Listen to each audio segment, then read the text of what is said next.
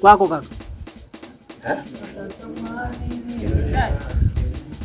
Ngano nyamaza.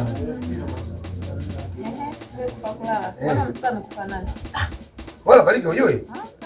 Yaani shida naanza hivi. Kwamba mimi yule pale nilimwambia. Bwana hayo marage amechacha. Yule akambishi kishenji, yani akambishi kweli, akaenda kupanda ile gari.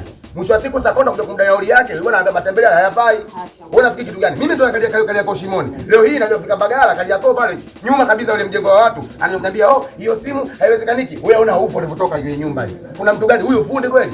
Kwa sababu haiwezekaniki ile geti mimi mpaka rangi ya blue. Hata mama yake mdogo pia nimwambia, "Hilo swala haliwezekaniki. Huo mchaka toa hapo, ameshapeleka kule nyumbani." Yeye akaendelea kuubishi mimi kama mimi. Kanipigia simu saa 6 usiku. "Bwana naomba nitumie hela yangu." Mwisho wa siku malaki yote yamegika chini. Hata mimi nafanyaje hapo? Huo korofi kaanza yeye. Ugonga ameanza kwanza kali na kali, hata kibao ameanza kuchokorofi. Hata ule nyani nyemi sijakula. Kwa sababu hata makonde wote mimi wananijua. Jinsi gani mimi ninaweza kucheza muziki na kuimba. Mimi sio nafanya mambo kama haya kijinga, hata msiba kwenye msoni sikuepo. Kwa sababu hata nilijungula marage mimi sio nilochukua. Wewe pige mahesabu. Je, kama zile kopi angekuwa amezipaka na kutaka kupakwa. Je, kuna mtu amesijefika? Mimi ndo mangalia, unje ndo mangalia sana ndugu yako. Kwa sababu hata mumewe mwenyewe alianza tabia yetu kama 1926.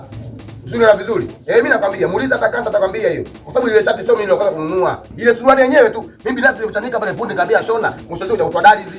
Mimi nakuelekeza hiyo kitu. Chukua nakupa hiyo. Umeisha.